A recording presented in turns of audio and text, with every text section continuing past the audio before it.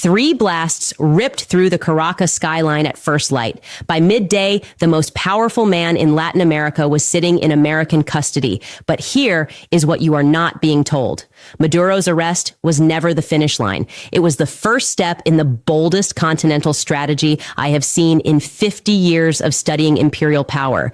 My name is Richard Wolff. I have spent decades examining how empires grow and collapse, how economic pressure reshapes nations, and how those at the top use crisis to expand control. What took place in Venezuela yesterday morning is not simply about oil, drugs, or regional influence. It is about something far more deliberate and far more dangerous. Because while the world cheers another dictator's fall, 3 vital questions are still unanswered. Why now? Why in this manner? And why are Mexico's leaders meeting in emergency talks right now? Here is what few want you to understand. Trump did not seize Maduro to rescue Venezuelan democracy. He seized him to deliver a warning that will reshape the entire Western Hemisphere. And if you believe Mexico is safe because they have been cooperative, then you are missing the real strategy unfolding in front of us. Let me tell you something deeply unsettling. I have contacts in Washington, people inside the machinery of American imperial planning. 3 weeks ago, one of them told me something that chilled me. They said the Venezuela mission was never really about Venezuela. It was about testing a new model of hemispheric control, a model that treats all of Latin America as American territory in everything but name.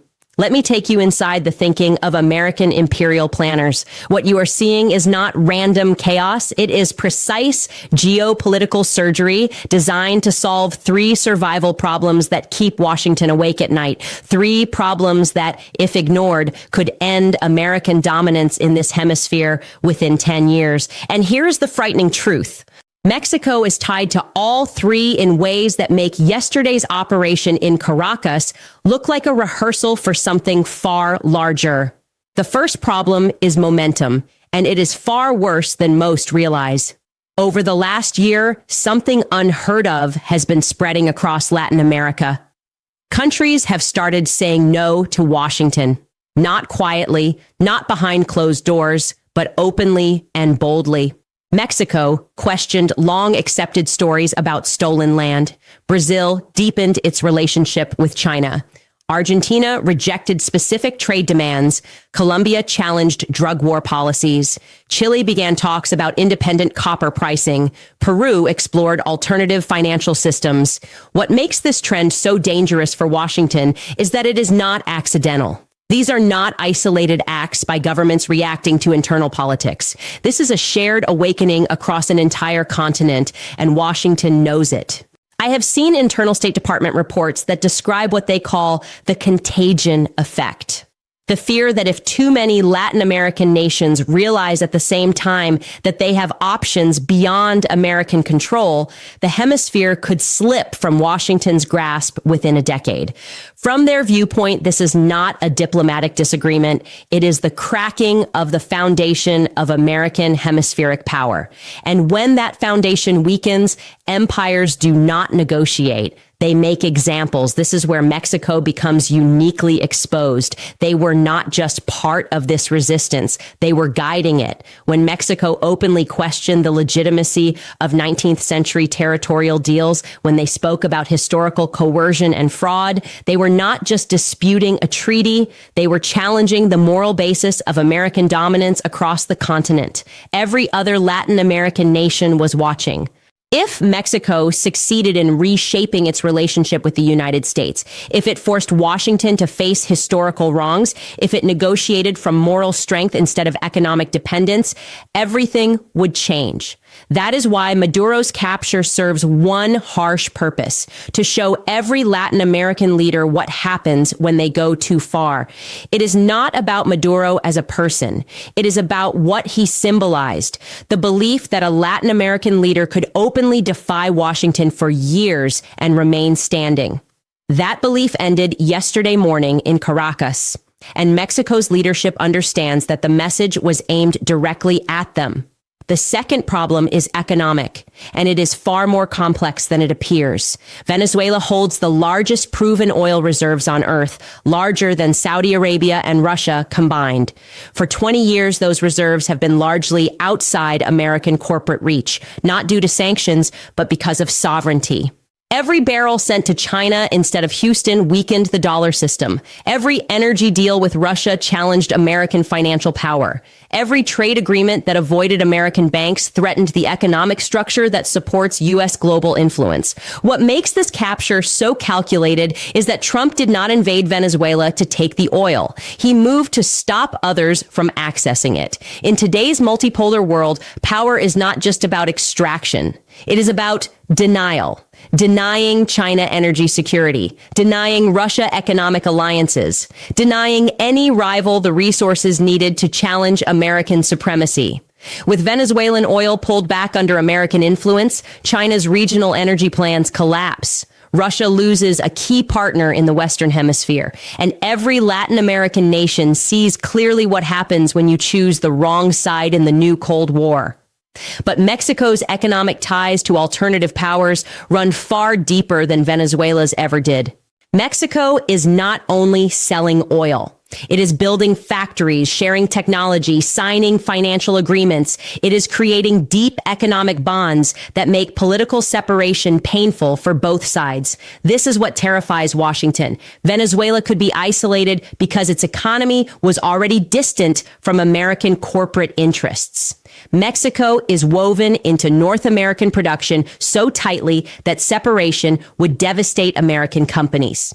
At the same time, that integration makes Mexico extremely vulnerable if Washington chooses to weaponize interdependence.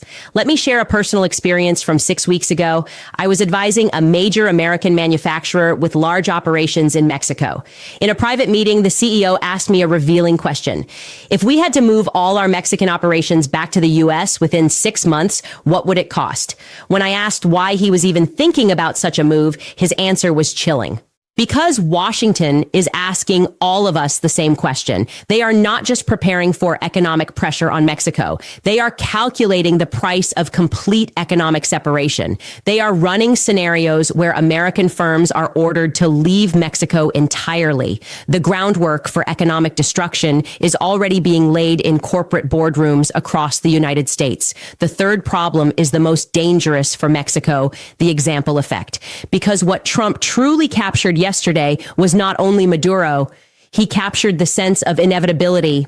For decades, Latin American resistance movements have survived on the belief that defiance was possible, that standing up to Washington could endure. Yesterday was designed to shatter that belief. Drew inspiration from Cuba's survival, from Venezuela's refusal to bow, from the belief that David could stand up to Goliath if he was smart enough, stubborn enough, and strategic enough. That belief has now been broken in the most public way imaginable. American military power reached deep into the center of a sovereign capital, pulled out a sitting head of state, and the entire world watched it happen live. There were no long sanctions, no years of pressure, no global coalitions or slow diplomatic talks. There was only raw, direct, overwhelming force used with precise intent. This is what political experts call a demonstration war. The real target is not just the enemy you defeat. The real target is everyone else watching closely. And right now, every leader across Latin America is paying very close attention. What makes Mexico's situation especially fragile is that it has been building the same kind of resistance story that just led to Maduro's capture. Mexican leaders have been telling their people that Mexico does not have to accept permanent submission. They have hinted that old historical wrongs can be challenged. They have fueled national pride around the idea of standing up to outside pressure. All of that storytelling has suddenly become extremely dangerous. Now, Mexico's leaders face a harsh choice. They can abandon the independence narrative that defines their political identity, or they can risk becoming the next public example of American power. This is where the situation becomes truly alarming for Mexico, because Mexico has been walking down the same road that ended with Maduro's fall, and it is unclear whether they understand how close they are to the edge. Over the last year, Mexico has done things Washington once tolerated, but now seems to view as a growing pattern. They have questioned historical narratives. They have expanded economic relationships beyond the United States. They have shown less automatic obedience to American wishes. They have suggested that the relationship should be more balanced, more respectful, and more equal. From Mexico City, this likely feels like sensible diplomacy. From Washington, it looks like the early signs of the same defiance that led to Maduro being taken. Now comes the frightening calculation Mexico's leadership is probably making. How do you protect sovereignty without triggering the same reaction that crushed Venezuela? The unspoken message of yesterday's operation is painfully clear. This is what happens when you go too far. This is what happens when you forget your place. This is what happens when you start believing you have choices. Trump's timing was calculated. He did not wait for Mexico to cross a clear red line. He drew that red line in blood in Caracas. And now every Latin American leader has to figure out where that line runs through their own country. Mexico believed it was safe because it was not Venezuela. They believed their deep economic ties with the United States gave them leverage. They believed their strategic importance made them untouchable. Yesterday morning, those beliefs became far weaker. What Trump showed is that economic integration does not protect you from American power. It can actually make you more exposed to it. The more tightly your economy is connected, the more damaging American retaliation can be. The more you depend on American markets, investments, and financial systems, the easier it becomes for Washington to destroy you without even firing a shot. Venezuela was easier to deal with because it was already isolated. Mexico would be harder to replace, but it would also suffer far greater damage if those connections were suddenly cut. This leaves Mexico in an almost impossible position. They can fully submit, giving up any serious claim to sovereignty, any challenge to historical injustice, and any effort to diversify their global relationships. Or they can continue on their current path and risk finding out exactly how limited American patience really is. But there is a third option that almost no one is openly discussing, and it is the one that frightens Washington the most. Mexico could choose to speed up instead of pulling back. They could decide that yesterday's display proved that half measures are the most dangerous path of all, that trying to balance American demands with national independence invites punishment. They could look at Venezuela's fate and decide the mistake was not defying America, but doing it alone. Because what Trump's move in Venezuela truly revealed is this: American power is still overwhelming when used against isolated targets, but it becomes far less certain when facing coordinated resistance. China did not step in to save Maduro, not because it lacked the ability, but because Venezuela alone was not worth risking a larger conflict. But Mexico is not Venezuela. Mexico is deeply woven into the American economic system. It hosts supply chains that American companies cannot easily move. It controls migration flows that American politics cannot ignore. It sits on a border that American security cannot fully close. If Mexico chose to firmly align with a multipolar world, if it invited Chinese investment on a scale that made separation impossible, if it worked with other Latin American nations to present a united front, the entire calculation would change. Trump's show of force may have produced the opposite result from what he intended. Instead of forcing Mexico into submission, it may have convinced them that submission is not safe either. There is another lesson from yesterday's operation that cannot be ignored. American imperial power is losing its subtle touch. For decades, Washington managed Latin America through economic pressure, political influence, and occasional hidden operations. Yesterday, it turned to open military action streamed across social media. That is not a sign of confidence. It is a sign of urgency and fear. When an empire stops hiding its actions, abandons the appearance of international law, and shows open disregard for sovereignty, it usually means the old tools are no longer working. Trump captured Maduro because economic pressure was too slow, because political manipulation was no longer reliable, because the gradual methods that preserved American dominance for generations are failing in a multipolar world where real alternatives now exist. This moment represents both the height of American reach and the start of its most dangerous phase. An empire that feels trapped does not withdraw calmly. It strikes harder, escalates faster, and pushes until something breaks. Mexico is now forced to make the most important decision of its modern history. Do they accept that American power cannot be challenged and adjust themselves to permanent subordination? Or do they place their bet on a changing global order and accept the massive risks that come with true independence? What makes this choice so painful is that both paths threaten Mexico's future. Submit, and Mexico accepts a role as a junior partner in its own economy. Resist, and it risks suffering the same fate as Venezuela. But there is one thing Trump may not have fully considered. The Venezuela operation may have been too effective for its own good. By proving so clearly that no Latin American country can stand alone against Washington, he may have created the conditions that push them to stand together. The one outcome Washington fears more than another Venezuela is a coordinated response across the region, an alliance linking Mexico, Brazil, Argentina, Colombia, and others into a unified economic and political force, a bloc too large to isolate, too integrated to replace, and too united to divide. That is the real nightmare for American control of the hemisphere. Not individual nations choosing resistance, but an entire region choosing a different path. And yesterday's operation in Caracas may have pushed Latin America closer to that reality than ever before. Might have just made that alliance unavoidable.